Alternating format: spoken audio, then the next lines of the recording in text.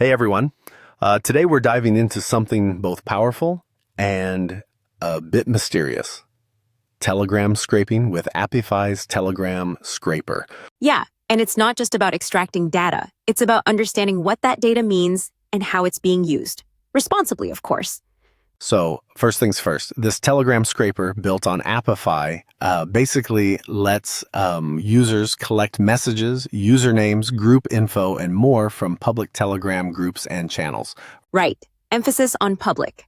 Private chats are off limits, which is important because, privacy concerns. Absolutely. But the appeal here is scale. Imagine trying to manually go through thousands of messages. This automates that entire pain. And it runs on Apify, which means it's built into a cloud-based scraping platform. No need to host anything on your own servers. That makes it accessible even for folks who aren't deep into coding. Just plug in your Telegram API credentials and set your target. Now, I'm curious. What kind of use cases are we talking about here? Good question. Think market research, sentiment analysis, even monitoring disinformation campaigns. It's a goldmine of raw, real-time communication. That's huge, especially in volatile regions where Telegram acts like the town square. Protests, political rallies, even election chatter. Exactly. And unlike Twitter or Reddit, Telegram has this semi-private nature. So tapping into that space gives you a different pulse. But that makes me wonder, where's the ethical line here? Depends. If you're scraping public channels for academic research or brand monitoring, that's generally seen as okay. But if you're harvesting usernames or republishing content without consent, that's murky, possibly even illegal depending on jurisdiction. Apify does have a disclaimer. Users are responsible for complying with Telegram's TOS and data privacy laws. So it's a tool, neutral by design, but powerful. Kind of like a kitchen knife. You can make dinner or, well, something much less friendly. Haha, dark but accurate. Now, let's talk about how this scraper works under the hood. It uses Telegram's official bot API and MT Proto to fetch data. That gives it more stability and faster performance than unofficial scrapers. And with Apify's platform, you can schedule recurring scrapes, export data as JSON, CSV, or push it to a Google Sheet. I like that modularity. You can plug it into your own data pipeline pretty easily. Oh, and filters. You can specify keywords, message types, date ranges.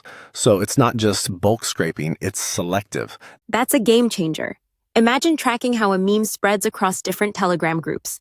Or monitoring how certain terms, like crypto or AI, trend over time in niche communities. Speaking of crypto, Telegram is full of pump and dump groups. You could use the scraper to flag suspicious patterns. Yeah, almost like building a sentiment detection engine. But again, you'd need to respect boundaries. Let's zoom out for a sec. Why do you think people are so drawn to scraping Telegram versus, say, Facebook or Instagram? Openness, for one. Public Telegram channels can be massive and unmoderated, like a wild west of information. And it's less filtered. You get the raw stream of consciousness, unedited by algorithms. That rawness is valuable. For researchers, journalists, and brands alike, it's like direct access to underground currents.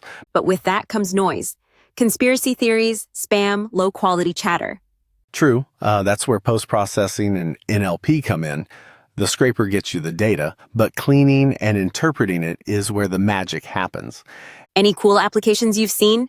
One team was using it to map out misinformation during an election, tracing which groups were seeding certain narratives.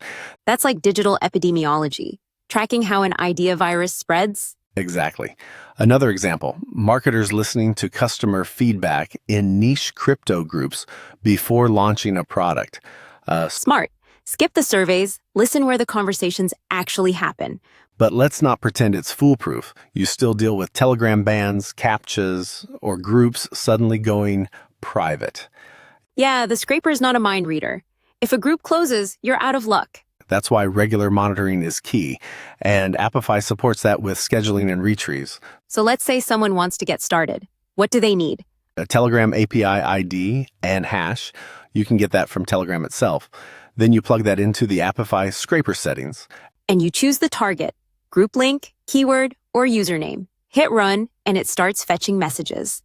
Pretty painless. For devs, there's even an option to customize it with Puppeteer or integrate it with other Apify actors. What about cost? Is this free? There's a free tier on Apify with some usage limits. For heavy users, you'd need a paid plan, depending on how many runs or how much data you're pulling. Reasonable considering the infrastructure.